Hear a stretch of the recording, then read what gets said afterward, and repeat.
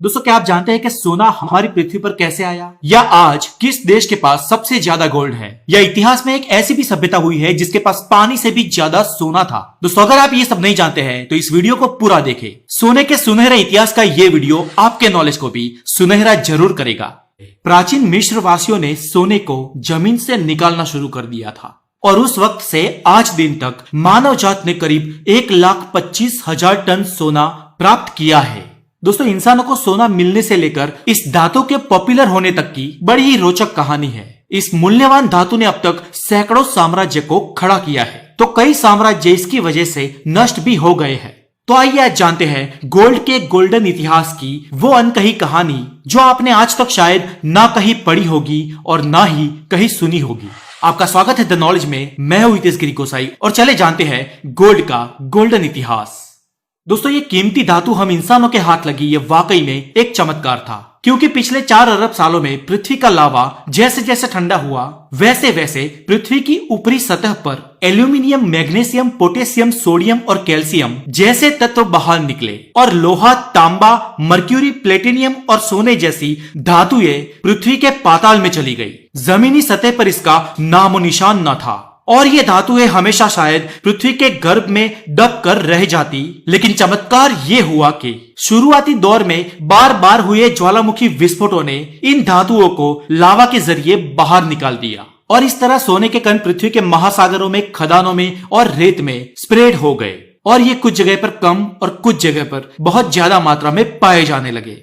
अब सोने के कच्चे कणों को साफ सुथरा करके उनके आभूषण बनाने का हुनर प्राचीन मिस्र वासियों ने 5 मिलेनियम साल पहले ही सीख लिया था और वे ये भी जानते थे कि ये धातु बहुत ही मूल्यवान है। इसीलिए वहां के दास और दासियों के साथ उनके आभूषणों को दफनाया जाता था और उनके राजाओं के यानी कि फेराहों के तो ताबूत ही सोने के बनाए जाते थे ताकि स्वर्ग में वो इन सोने को भुगत सके।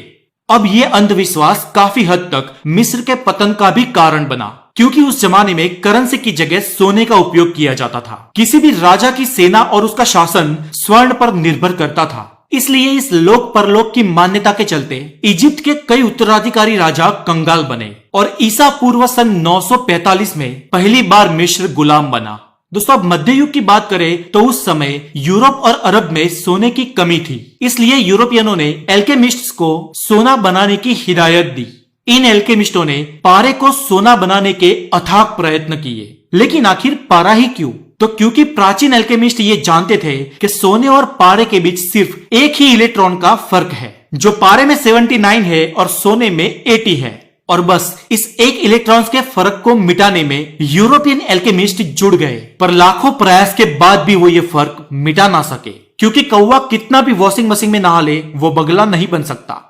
लेकिन खैर, इस प्रयोग से एल्केमिस्टों को एक बड़ी कामयाबी जरूर मिली, जो थी सल्फ्यूरिक एसिड, नाइट्रिक एसिड और हाइड्रोक्लोरिक एसिड। और इन तीनों केमिकल्स की खोज हमारे लिए सोने से भी बड़ी कामयाबी थी, क्योंकि इनके बिना आज औद्योगिक क्रांति ना हुई होती।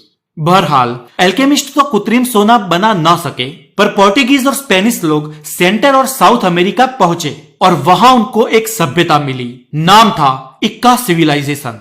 दोस्तों, इस इक्का सिविलाइजेशन के पास इतना सोना था कि मानो सोना ना हो पानी हो। ये इक्का लोगों के पास लोहा नहीं था और ये जानते भी नहीं थे कि लोहा क्या होता है। इसलिए बर्तन तो छोड़ो, अपितु कील, कंघी और बैठने के साधन भी वो सोने के ही बनाया करते थे। फिर भी सोना उनके पास इतना कि वो खूट ही नहीं रहा था। लेकिन लुटेरे स्पेनिशों ने सोने के लिए इस इक्का सिविलाइजेशन का नाश कर दिया। इतना ही नहीं, दक्षिण अमेरिका में ही एक मशहूर आजते की सभ्यता का भी उन्होंने विनाश कर दिया और सारा सोना यूरोप भिजवा दिया और यूरोप की आर्थिक प्रगति भी शुरू हुई। पर अफसोस कि यूरोप की यह प्रगति लूट के माल से हुई थी। उसके बाद 24 जनवरी 1848 के दिन जेम्स मार्शल नाम के एक यूरोपियन को अमेरिका के कैलिफोर्निया नाम के स्टेट में वहां की नदी की रेत में सोने के बहुत मात्रा में कण मिले और वहां कुछ ही महीनों में 55,000 की आबादी वाला येरबा ब्यूएना नाम का एक शहर बस गया और इस पीली और चमकदार धातु का भंडार अमेरिका में भी बढ़ने लगा। उसके बाद साइबेरिया में भी सोना मिला और रशिया भी स्वर्ण जड़ित हुआ और उसके बाद साउथ अफ्रीका भी सोने की 5 खदानों के कारण समृद्ध हो गया और ब्रिटेन ने कॉमनवेल्थ कंट्रीज में लूट मचा के सोना हासिल किया। तो दोस्तों, इस तरह सोने के कुबेर भंडार कहे जाने वाले देशों के पास सोना पहुंचा। दोस्तों गोल्ड की कीमत हमेशा 24 कैरेट में ही तय होती है। ये अगर 8 या 9 कैरेट का हो तो उसे गोल्ड नहीं माना जा सकता। गोल्ड को गोल्ड मानने के लिए 10 या 10 से ज्यादा कैरेट होने जरूरी है। अमेरिका की बात करें तो वहां आमतौर पर 14 कैरेट की ज्वेलरी बनती है और यूरोप में 18 कैरेट का चलन है। अरब देश में 21 कैरेट के, जबकि भारत में आमतौर पर 22 कैरेट के गहने बनाए जाते हैं। पर हमारे देश में बिहार और उड़ीसा के लोग आमतौर पर 24 कैरेट के गहने पहनने का आग्रह रखते हैं। 24 कैरेट के गहने आमतौर पर नर्म होते हैं और लंबे समय तक पहनने से मुड़ भी जाते हैं और 4-5 सालों में फिर से गहने बनाने की नौबत भी आ सकती है। फिर भी बिहार और उड़ीसा के लोग 100 टच का माल पहनने के आदी है और शायद इसीलिए आज भारत के पास पूरे विश्व में सबसे ज्यादा सोना है। जी हाँ दोस्तों, हम गोल्ड की खदानों के मामले में लगभग कंगाल है। हमारी नदियां या रेगिस्तान में भी सोने के कण नहीं पाए जाते, फिर भी आज विश्व का सबसे ज्यादा गोल्ड हमारे पास है। सरकारी तिजोरी में नहीं, पर अगर आम जनता के पास प्रिजर्व सोने के भंडार की बात की जाए तो दुनिया में कोई भी देश हमारे आगे नहीं टिक सकता है। पर आखिर इतना सोना भारत में आया कैसे? तो दोस्तों भारत के व्यापारी सदियों से हमारे मरी मसाले, कपड़ा और कलाकृतियों को विदेशों में बेचा करते थे और उस वक्त यह सब जीवन जरूरी चीजें आज के पेट्रोल से भी ज्यादा जरूरी हुआ करती थी और यही व्यापार के बदले भारत में सदियों से सोना आता रहा है और हम लोग आज the highest gold preserve nation बन चुके हैं। दुनिया भर के अर्थशास्त्रियों का मानना है कि भारत के पास आज कम से कम 10,000 टन सोना है। अब आपके पास अगर थोड़ा सा टाइम हो तो 10,000 टन मल्टीप्लाई 1,000 ग्राम करो और जो आंकड़ा मिले उसे आज के सोने से भाव से फिर मल्टीप्लाई करो। बस उतने पैसों का सोना आज हमारे पास है। और दोस्तों वो खतरनाक आंकड़ा अगर आपको मिल जाए तो मुझे कमेंट करके जरूर बताइएगा।